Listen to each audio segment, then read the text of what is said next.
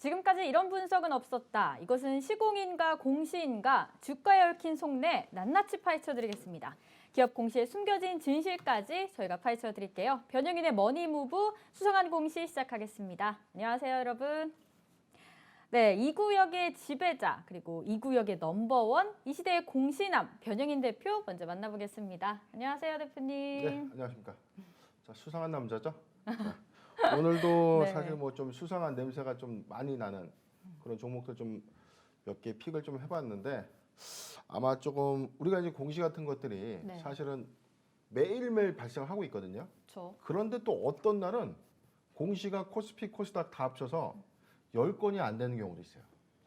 아마 이제 1월 달에는 좀 그런 일들이 좀 많습니다. 그러니까 주기적으로 보면 우리가 1년 중에서 유독 1월 달에는 공시가 좀 적다. 왜일까요? 우선은 회사들이 12월 달까지의 1년치 농사였죠. 회사 네. 사업을 열심히 했습니다. 그러면 1월부터는 열심히 한 이 회사의 실적이라든가 뭐 정리를 해야 되는 즉 마감이죠. 마감 준비를 1월 말까지 철저히 해서 2월 중순에는 이제 가결산을 또 하거든요. 그리고 나서 회사가 반드시 상장법인들이 받아야 되는 회계 감사를 또 받게 됩니다. 그 절차까지의 1월이라는 이 시간은 회사가 내부적인 어떤 정리나 어떤 마감 이런 준비들 때문에 사실상 회사의 어떤 복잡한 의사결정을 좀 많이 자제하는 편이죠. 그래서 1월 달에 공시가 좀 많이 없는데 제가 지난주 금요일자 공시 좀 여러 건 한번 분석을 해봤지만 네. 역시나 많지는 않았었습니다. 네. 그러면 이런 공시 가뭄 속에서도 오늘 대표님이 특별히 우리 전일장 포인트 되는 공시들을 가져오셨잖아요. 그렇죠. 오늘 우리가 혹시 공시 중에 좀 눈에 띄는 공시 있었을까요?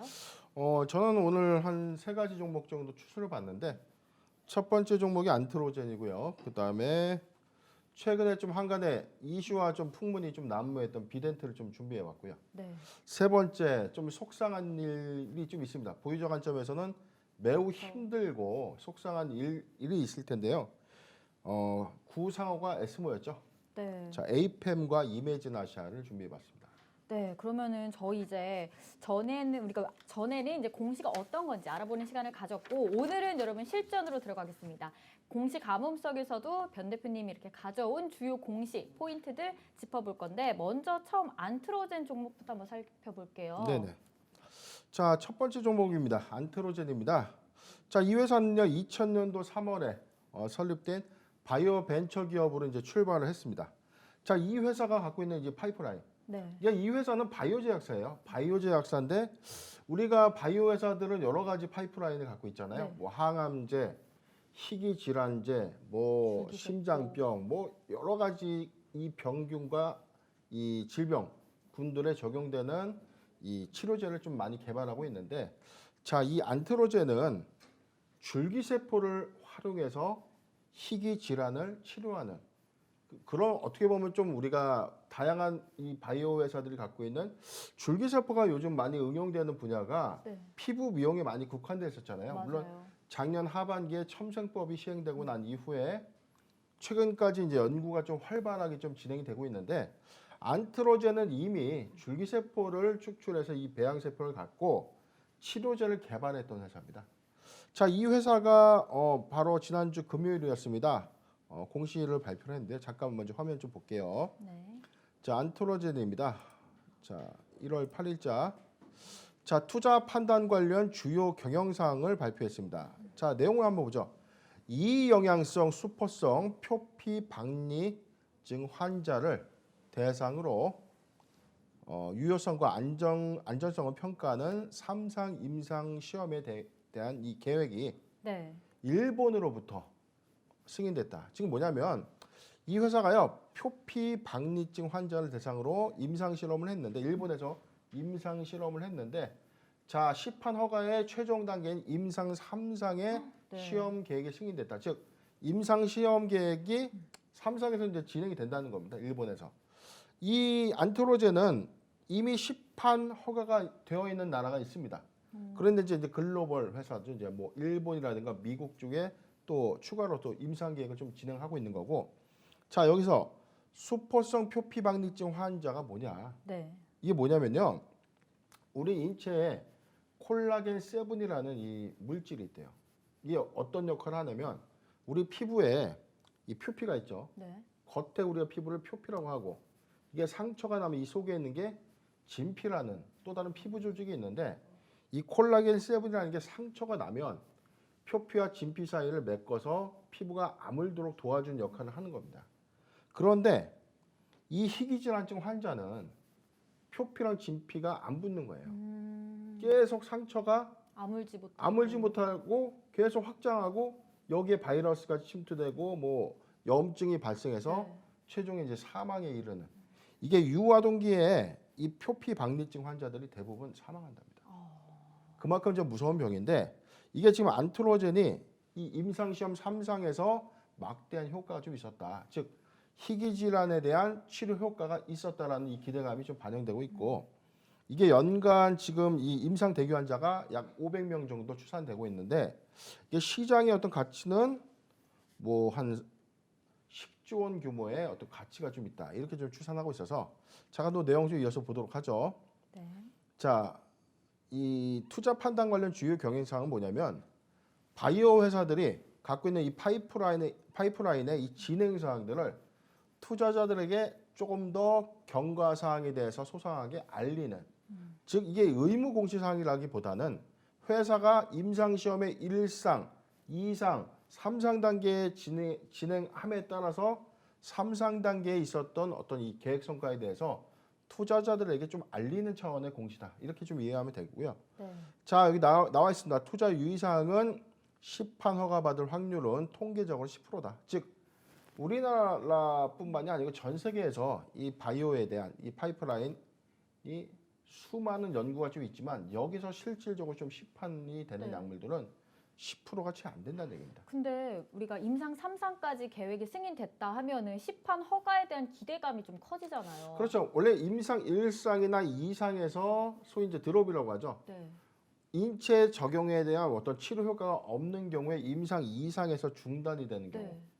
임상 2상에 1상에서 중단되는 경우는 몸에 심각한 부작용이 나는 겁니다. 즉 임상 1상은 인체 내에서 독성이 있느냐 없느냐를 보는 거고 임상 2상은 특정군 환자를 대상으로 효과가 있었느냐 없었느냐를 이제 우리가 대조하는 거고 3상은 10대, 20대, 30대, 40대 남성, 여성의 어떤 표본적인 그러니까 전체 대상군을 넓혀서. 좀 범위를 넓혀서 네. 이 치료 효과가 있는지를 최종 단계에서 이제 검증하는 절차라고 볼 수 있습니다. 근데 그냥 궁금한 건데 그렇죠. 임상 3상 계획까지 승인이 됐는데 왜 이렇게 시판 허가는 10%로 확률이 낮을까요? 그러니까 이런 거예요. 자, 100명을 갖고 우리가 임상 시험을 했는데 5명에서는 효과가 있었어요. 네.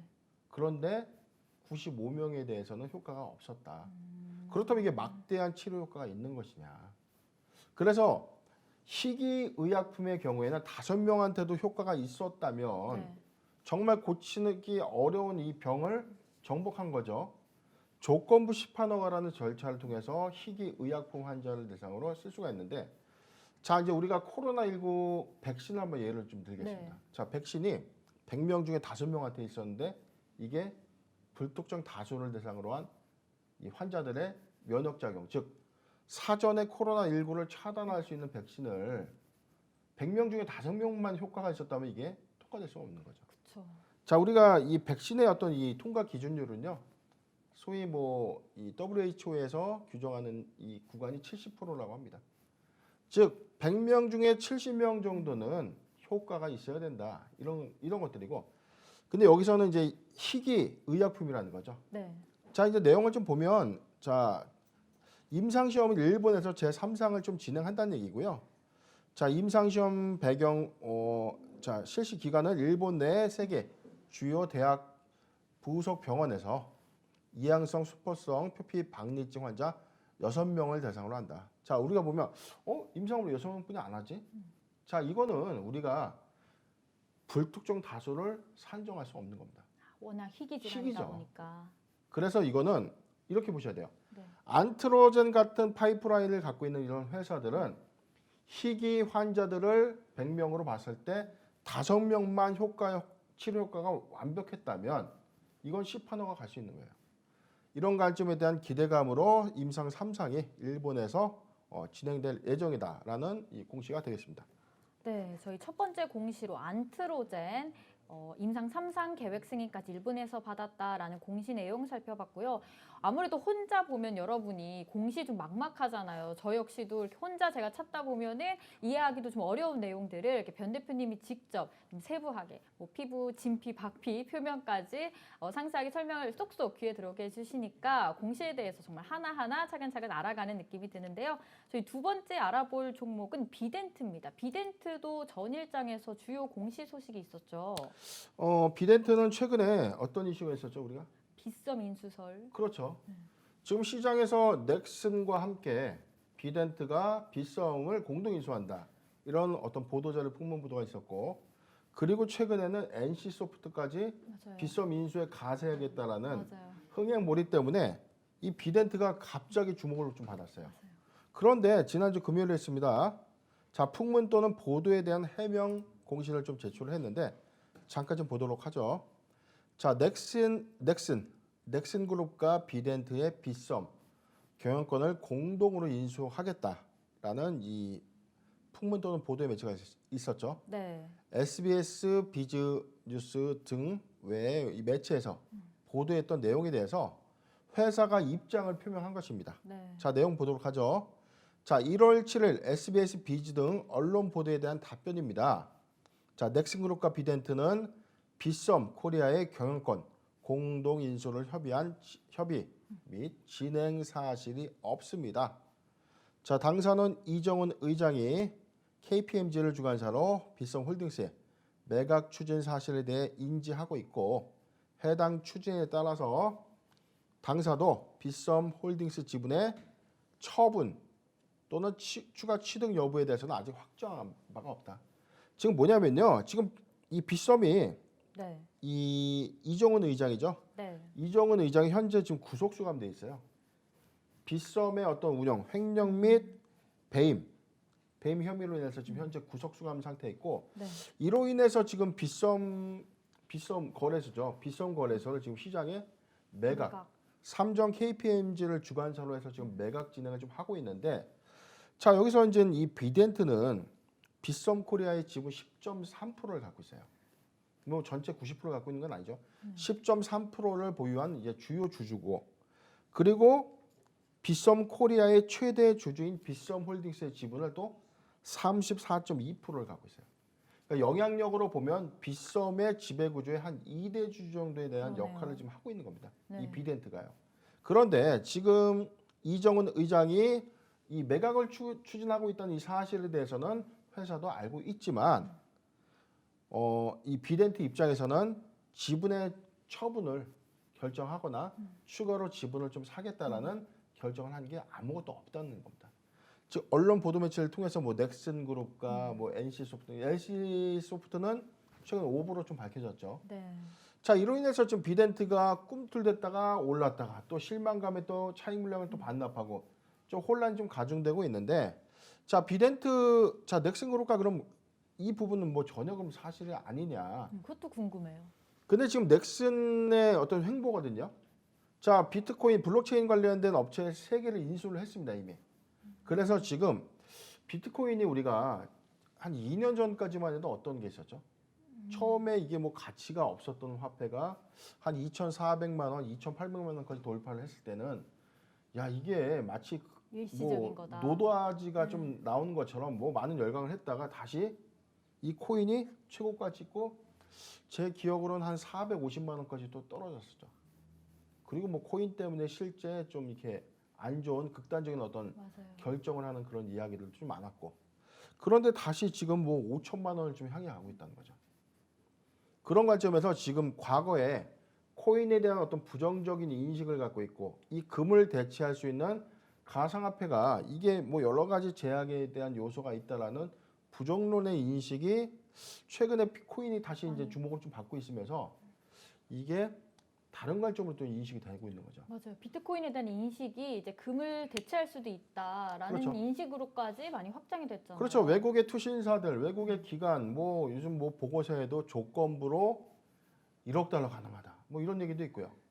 그런데 이제 우리나라 현실에서는 약간 이게 양도세 기준이 있다 없다 뭐에다가 다시 이제 코인에 세금을 부과하겠다라는 좀 결정도 있죠. 네. 자, 갑론을박이 지속되고 있는 상황인데 비덴트의 경우에는 지금 어찌됐든 비트코인의 후광을 지금 받고 있는, 그쵸. 즉 주목을 받고 있는 입장이고 네. 넥슨 또한 이 빗썸에 대해서 어떤 인수 부분에 대해서는 사실 무근이다는 아닌 것 같아요. 아직 좀 조심스러운 입장. 그렇죠. 왜냐하면 넥슨에서는 전면적 부인이 아니거든요. 물론 이제 저는 그러니까 저희가 이제 이 부분을 픽을 한 이유는요. 네. 자, 빗썸의 매각 가치를 조금 더 고려한 어떤 여론의 공방전이 아닌가. 비덴트 입장에서도 만약에 추가 지분, 보유하고 있는 지분의 10% 또는 홀딩스 지분 34%를 매각한다면 비싸게 파는 게 더 유리하겠죠. 그렇죠. 그런 관점 때문에 언론 플레이가 좀 되고 있는 건 좀 아니냐. 더 시기를 조율하는 게 그렇죠. 아니냐. 그렇게 좀 이 시선을 그렇게 좀 우리가 인식하는 경우도 좀 있고 정반대로 비덴트가 빗썸을 조금 독차지하려고 하는 것 아니냐 이런 인식도 있습니다. 공동 인수가 아니라요. 그렇죠. 근데 지금 비덴트가 빗썸을 전체적으로 인수하기에는 인수 파이가 너무 큰 거죠. 지금은 너무 커버렸기 때문에 비덴트 혼자서 결정할 수 있는 것은 아니다. 그런데 비덴트 입장에서는 컨소시엄을 좀 구성할 수도 있고 그런데도 불구하고 이제 넥슨이 갖고 있는 풍부한 자금력을 통해서 인수가 기정사실화된다면 비덴트 입장에서는 어떤 이 이해관계를 좀 고려해서 좀 합리적인 결정을 하진 않을까 이렇게도 판단이 되는 대목입니다. 네, 저희 두 번째로는 비덴트 한참 그 빗썸 공동 인수설 돌았던 비덴트가 이제 해명을 한 공시 내용에 대해서 알아봤는데요. 저희 다음으로는 이 소식은 조금 안타까운 소식이에요. 아무래도 종목을 가지고 있는 주주 여러분에게는 더욱더 마음 아픈 공시 소식이 아닐까 싶은데 에이펜 이매진 아시아 공시도 한번 살펴볼게요. 네. 지금 제가 이제 마지막 준비한 게 APM과 이매진 아시아인데요. 자, 지난주 금요일이었습니다. 자, 코스닥 시장 위원회에서는 자, 이매진 아시아와 APM이죠. 네. 과거 구상호가 에스모입니다. 에스모의 상장 폐지를 결정했습니다. 회사가 이제 개전 기간이 끝나서 이행 결과에 대한 보고가 있었는데 이걸 최종 심의 과정에서는 위원회에서 이건 좀 어렵다 해서 최종 상장 폐지를 이제 의결을 한 건데 자, 여기서 먼저 이 상장 폐지의 이 돌입 절차부터 네. 결과까지의 이 과정을 간단히 좀 설명해 드릴게요. 뭐냐면 회사가 상장 폐지 사유가 발생을 합니다. 뭐 의견 거절도 있고요. 파산, 부도 뭐 여러 가지 이제 상장 폐지 결정 사유가 좀 몇 가지가 있는데 자, 감사인의 어떤 의견 거절로 인해서 상장 폐지가 실질 심사 대상이 되고 대상으로 선임이 되면 3주간 위원회에서 개선 기간을 줄 것인지 상장 유지를 해줄 것인지 아니면 상장 폐지 폐지로 갈 결정을 할 것인지. 것인지 세 가지의 방안으로 결정을 합니다. 그래서 대부분 상장 유지 결정이 되는 법인은 거의 없어요. 사유 해소가 안 됐기 때문이죠. 그래서 상장 폐지 내지는 기회를 한 번 더 주는 개선 기간을 부여하게 되는데 자, 에이펜과 이매진 아시아 모두 개선 기간을 충분하게 부여를 받았습니다. 개선 기간은 뭐냐면 회사가 개선 계획서라는 걸 제출을 해요. 자, 우리가 지금 현재 이러한 문제가 있었지만 이런 부분들을 개선 기간 안에 충분하게 우리가 노력해서 이 부분을 반드시 정상화시키겠다라는 공약을 거는 거예요. 네. 이 공약을 토대로 위원회에서 그럼 이 공약대로 이행하는지 지켜보겠다라는 관점에서 개선 기간을 줍니다.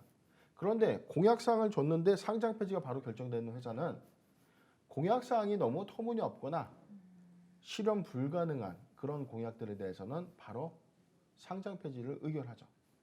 이게 뭐냐면 개선 기간을 줬다는 건 회사가 약속한 공약을 위원회에 제출을 한 건데 네. 결과론적으로는 그 공약을 지키지 못했던 거예요.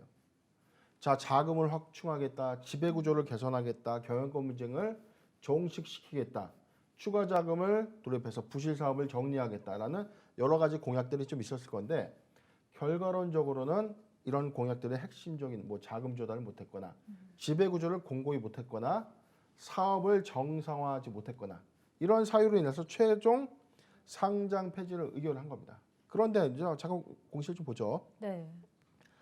자, 지난주 금요일이었습니다. 회사는 자, 코스닥 시장본부는 기타 시장 안내를 통해서 상장 폐지로 최종 의결을 했습니다. 그리고요, 1월 7일입니다. 1월 8일에 회사는 상장 폐지 등에서 효력 정지 가처분 신청을 제기합니다. 이게 뭐냐면 우리 상장 폐지를 한국거래소에서 결정을 했잖아요. 네. 위원회에서 결정을 그렇죠. 했는데 이 효력을 일시적으로 좀 정지해 주세요라고 법원에 이제 소를 제기한 거죠. 소송을. 자, 과거에는 이런 사례가 좀 있었습니다. 상장 폐지 효력 정지 가처분과 상관없이 정리매매가 바로 진행이 됐어요. 그럼 그런데- 소송을 아무리 제기를 해도 바로 정리매매를 해야 예. 되는. 의견 사항들에 대한 어떤 일정은 진행됐는데 네. 제가 갑자기 그 종목 생각이 안 나는데요. 자, 어떤 거래 재개됐던 간만호죠, 간만호. 간만호가 1년 8개월 만에 정리매매까지 3일까지 진행됐던 회사가 최종 대법원까지 승소하고 다시 살아 돌아왔죠. 이로 인해서 정리매매가가 200원인가 300원인가 했는데 이게 네.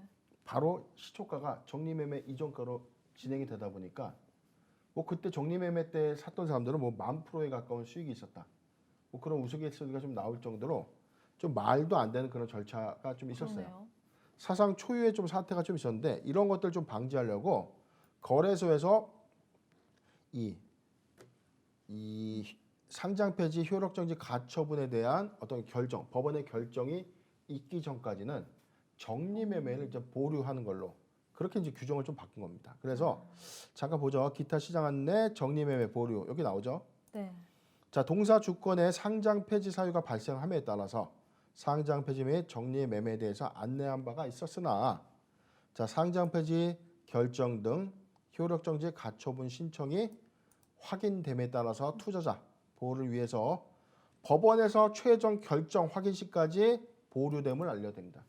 자, 이게 새롭게 변경된 이 제도입니다. 즉 간만호 때문에 새롭게 이제 바뀐 규정이 되겠는데 자, 그러면은 이제 많이 궁금하실 거예요. 에이팸과 이매진 아시아 그럼 정리매매는 일단 보류가 됐는데 네. 살아날 수 있는 것입니까? 그럴 자, 수 있을까요? 이거는 이제 방법이 하나뿐이 없어요. 법원에서 상장 폐지 효력 정지 가처분을 인용을 해주고 본안에서 승소한다면 살아날 수 있습니다. 그런데 기각이 된다면 네. 바로 상장 폐지. 정리매매가 돌입이 되는 거죠. 그런데 지금 이 상장 폐지 효력 정지 가처분이 최근에 인용되는 사례가 또 최근에 없습니다. 이게 사실은 인용됐던 사례들은요. 회계감사인의 의견 거절 사유가 좀 있었던 범위들이에요.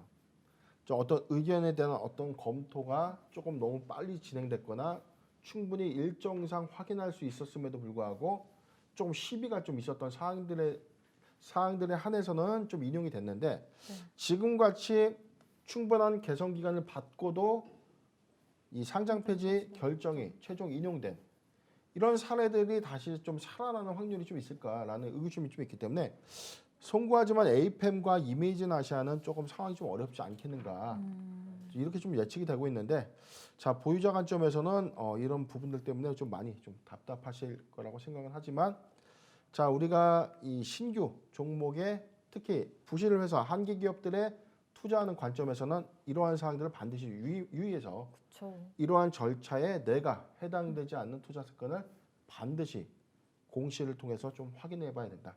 이렇게 좀 정리를 해드리겠습니다.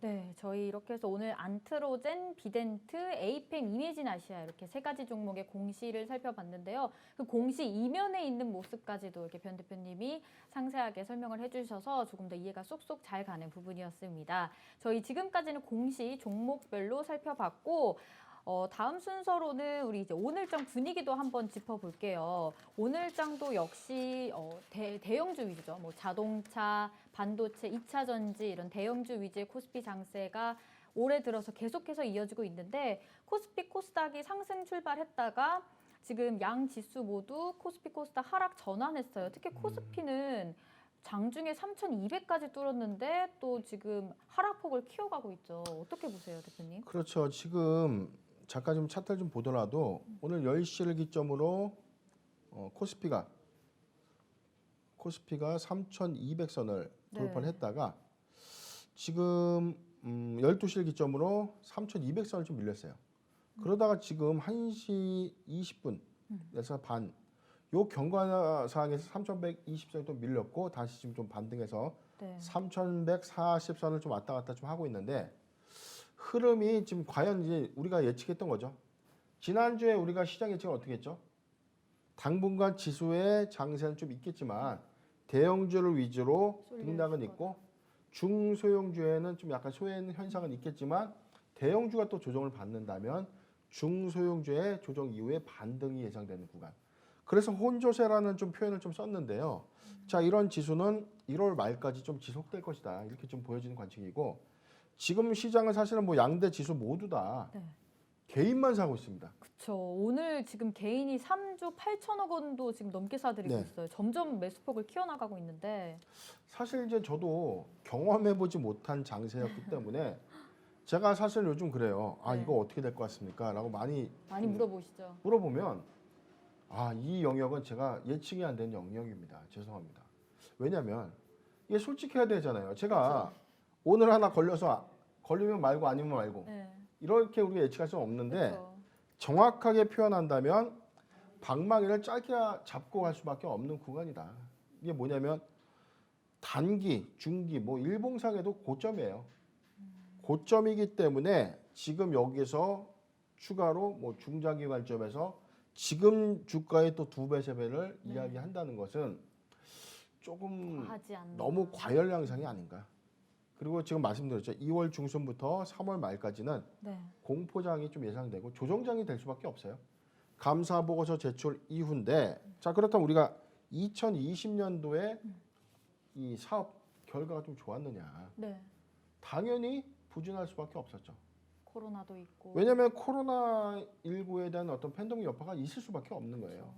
실적은 크게 상회하지 못했는데 주가만 과밸류 현상으로 좀 가 있는 거죠.